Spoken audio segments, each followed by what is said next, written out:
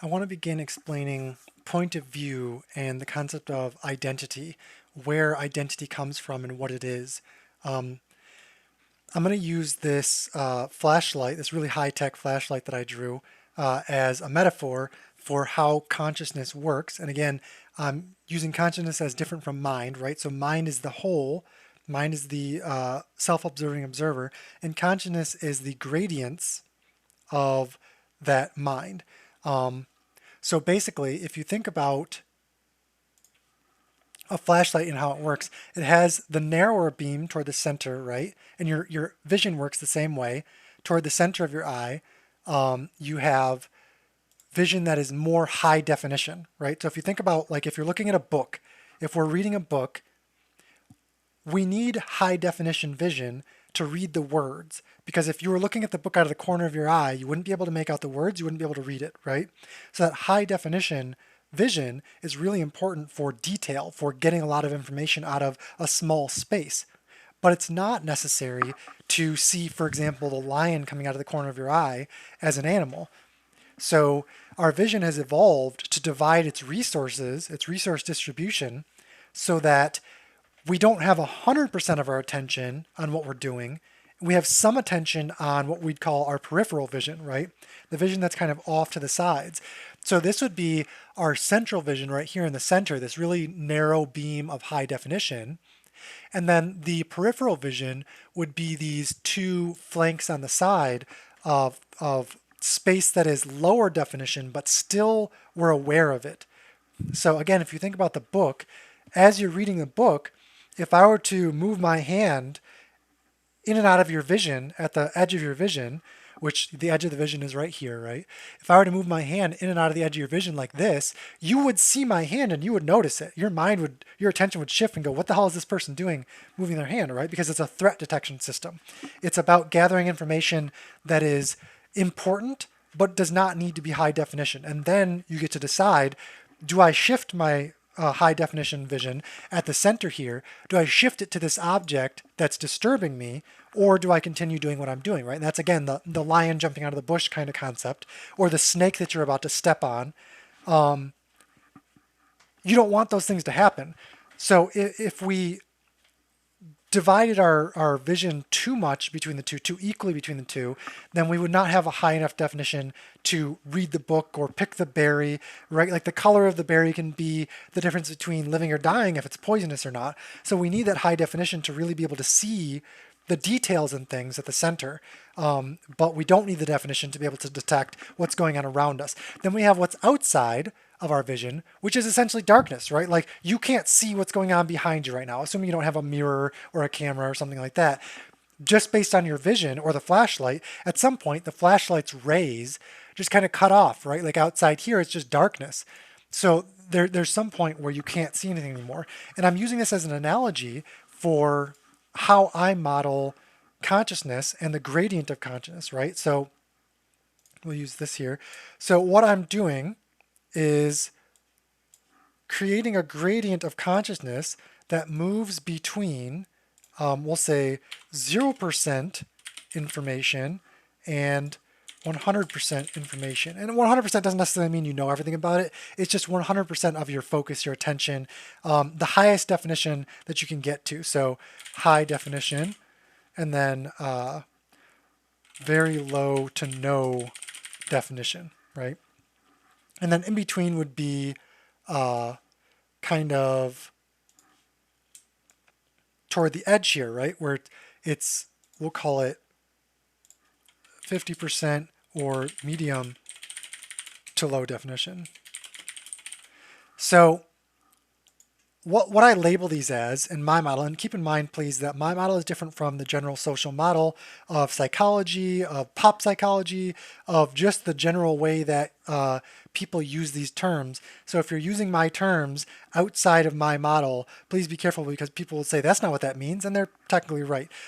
So this central high definition vision, where our attention is, I call consciousness. Okay, what I mean by that is essentially what you are most conscious of is your consciousness.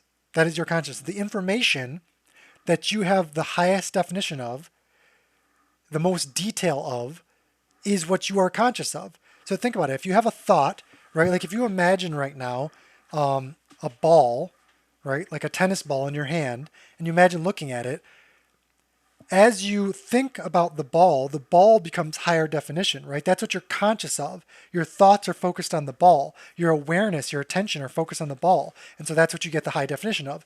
But if you think about what's around you when you're thinking about the ball, well, that's just sort of vague, right? Like, are you even in a room? Are you in a house? Are you outside? Did you even know? Did it really matter? No, you're just thinking about a ball in your hand. You just had a picture of the ball, I assume. So that's kind of what I'm talking about in terms of how consciousness works. Consciousness is not the mind. The mind is the whole, right? The mind is the whole observer and everything inside of it. Consciousness is only what you are aware of. Consciousness is only what you are attending to, right? That is only the information that is currently actively being observed. So it's different from identity, and it's different from subconscious and unconscious, and it's different from mind, right? So let's put over here, mind contains consciousness, subconsciousness, and unconsciousness. All right? So mind contains all of that, and then mind is different from identity. So is consciousness. Consciousness is different from identity. We'll get more into that in a minute. So the space between, right, the sort of peripheral vision that's more medium to low definition, I labeled that as subconscious, right? Because it's below consciousness, but we're still conscious of it, meaning that there's some information here, right? So it's still within the mind, right? It's still part of us, still part of our mind, but we are only subconscious of it. We're subconsciously of it because it's lower information. Then what's outside of the mind, or what's outside of the observer, is unconsciousness. So we aren't conscious of it. We aren't aware of it. We don't have enough information about it. So it's 0% or very low to no definition. All right. So again, it works very similar to vision in terms of if you think of looking at what you can see with this flashlight. If I shine the flashlight into the forest, I'm going to see really high definition at the center of the flashlight, and then it's going to kind of taper off, and it's going to get dim, just like a gradient of light, right? So this can also be thought of as light, because light is a very good metaphor for consciousness and its gradients. Then it tapers off, and then eventually it becomes dark, right? So like toward the edge here, there's a gradient of like very, very, very low light, and then the low light eventually becomes no light. And that becomes unconscious because we can't see into the dark. We don't know what's there anymore. We're unconscious of it. So information gathered from your point of view, remember your point of view is essentially the center of your mind, and your mind is the observer. So the self-observing observer. Over time, hopefully these definitions will kind of become more normalized, and you'll be able to remember what I mean by different things because you'll kind of have the model in your head like I do. So what does this mean that information gathered from your point of view becomes your identity? Well, if we think about who are you or what are you, as information enters or is observed or interacted with from outside of you to inside of you, it becomes a part of you. So what does that really mean? Well, the information is being observed from your point of view, from the very center of your mind, your being as an observer, right? And as information enters that field of observation and interacts with you, it ceases to be unknown and becomes known, right? So again, if you go back to the original videos, we had this model of what's outside is unknown and what's inside becomes known, and they're gradients. It's also a gradient of knowledge, right? High definition means more knowledge. Low or zero information means lower knowledge, or no knowledge. And no knowledge means we're unconscious. It's unknown to us. So as the information passes through this gradient from the outside of self toward the inside of self, it's becoming a part of self, okay? And our concept of the universe, which includes our concept of ourself, so our concept of what is inside of ourself and what is outside of ourself becomes our identity. That's how we conceptualize ourself, our place in the world, and what the world is. Okay? So I'm going to use this cup as an analogy here. The cup is essentially the observer. Okay? And as we gather information, it shapes the observer. Because if we think about it, the concept of information based on information that has permeated or entered our self, our mind, through observations and interactions, right? So if you think about it, like for example, when you go to school and you learn something, right? Like let's say you learn history. History was previously unknown to you, but it is now, through the act of interacting with it, through listening to your teacher or reading your book or whatever, talking to your friends, it has now entered your mind, and therefore it has now become known to you. So by becoming known to you, it has become a part of the information, the data set that you think of as yourself, or that you think of as your concept of self and the world. So everything you know is your concept of yourself and the world and your relationship between yourself and the world. And that's all inside of you. None of that is actually outside of you. It's your model internally. All the information that adds up inside of you adds up to your concept of the world and yourself and the relationship between the two and everyone else. That's part of the world. Okay? So that's what I mean by as information enters your mind, it becomes sort of a shape, right? It becomes sort of like a structure. It becomes ordered.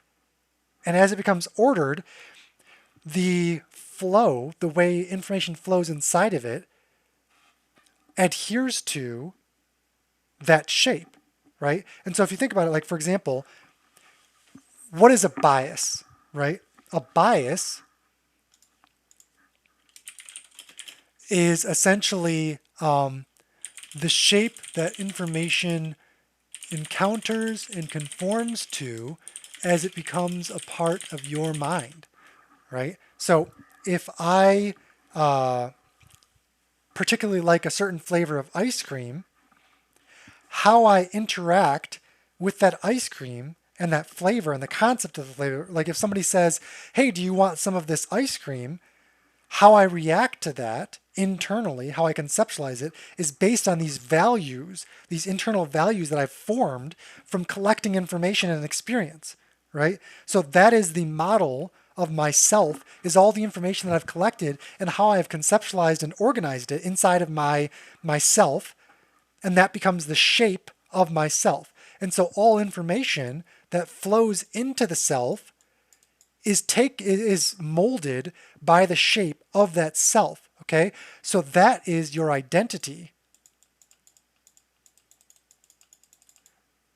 The point of view, which is essentially the center of the observer, we'll get into that in a second.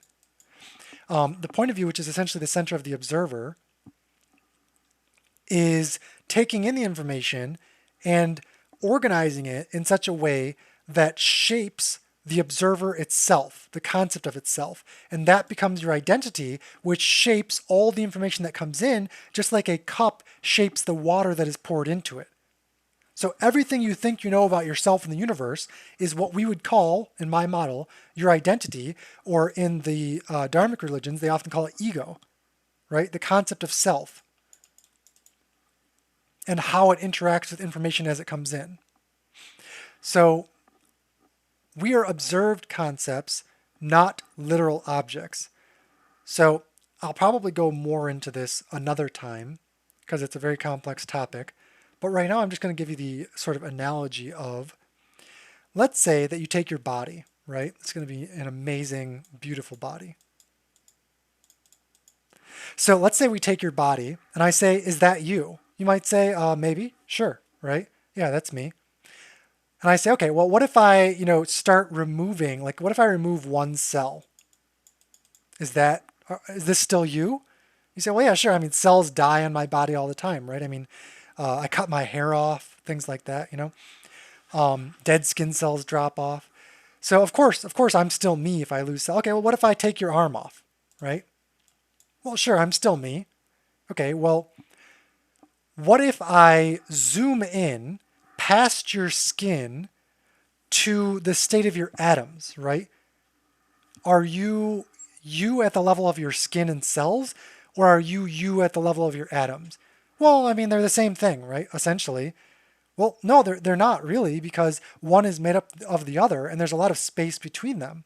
And if I remove a lot of atoms, when do you stop being you, right? Like, it's the old concept of, I believe it's Theseus's ship, or the concept of when does a single grain of sand added to another single grain of sand, when does that become a hill? It's subjective. So when you become you and when you don't become you is essentially subjective. So we are observed concepts, not literal objects in the world. And what I mean by that is basically that from the perspective of the observer, if you take apart an object, right? Like if we take apart a table, is an awful table. We'll label it so that you know what it is because it's so terrible.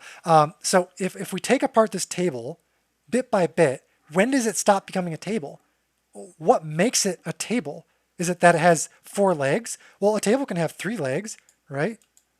If it's a circle, it can have 3 legs, no problem. So is it that it's made of wood? No, I mean, there's glass tables, metal tables. Is it that we put stuff on it? No, I mean, I can put stuff on other things. I can put stuff on a desk. I can put stuff on the floor. I can put stuff in a tree, right? So there's nothing that you can do to define the table as a table objectively. We are not objective concepts, or sorry, we are not objects. We're not literal objects. We are subjective concepts. And so ultimately, this comes back to previous videos where I talked about the idea that we are a mind interpreting information subjectively, and through that interpretation process, we create all the objects of the universe, right? Including these selves, these identities and egos, which then shape more information inside of us, right? So we are a process of self-observation which shapes information, including nothingness, right? Including the nothingness that's outside of us.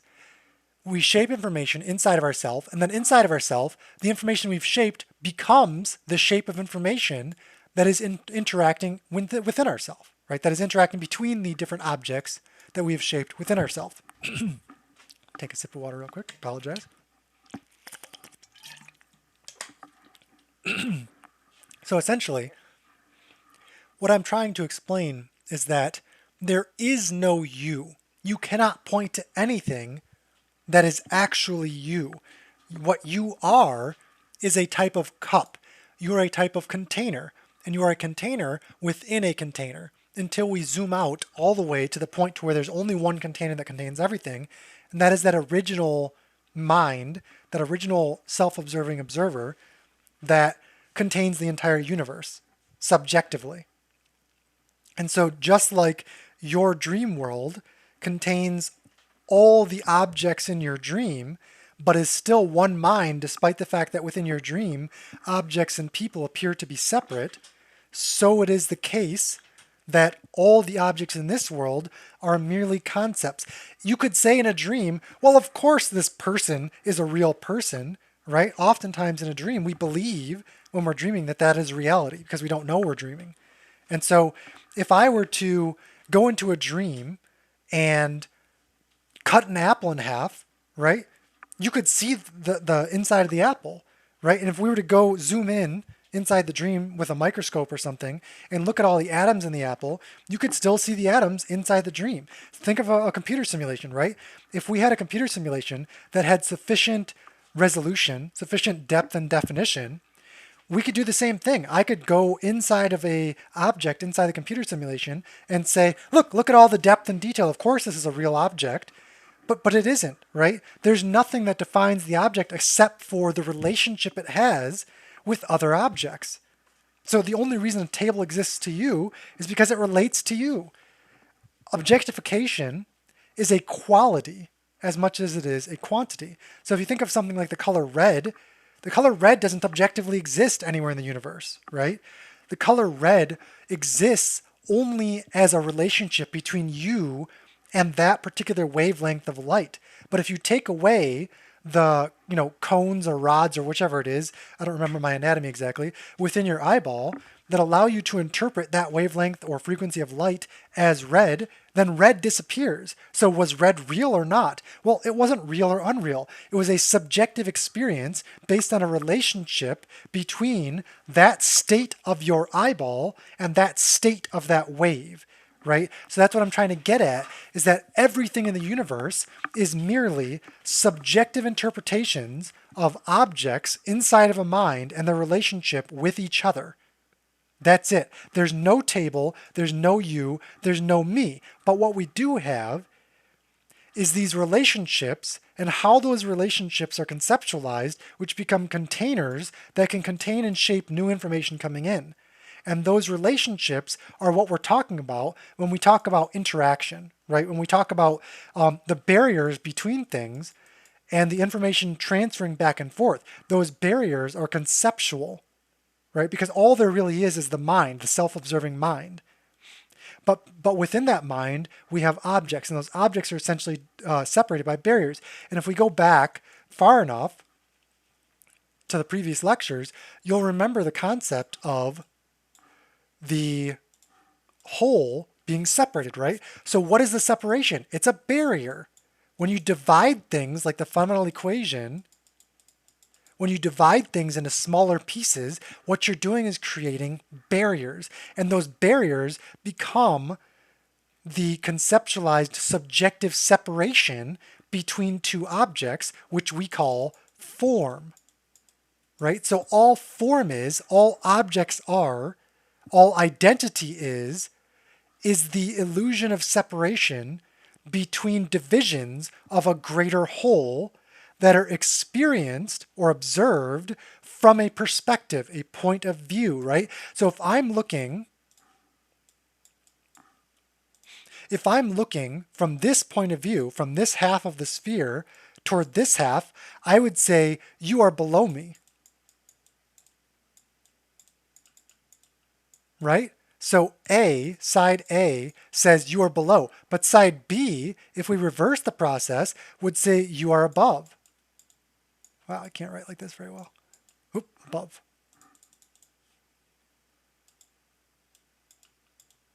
Right? So above and below become these relative subjective experiences that feel real because of the relationship between the two halves of the whole, and how the idea of being A versus B becomes a container that shapes the incoming information as things interact with each other through these barriers. Okay? So I think that's the end of this. I think I covered identity as information we know, water in the cup. So yeah, so hopefully that makes sense to you, and we'll be moving on to the next topic soon.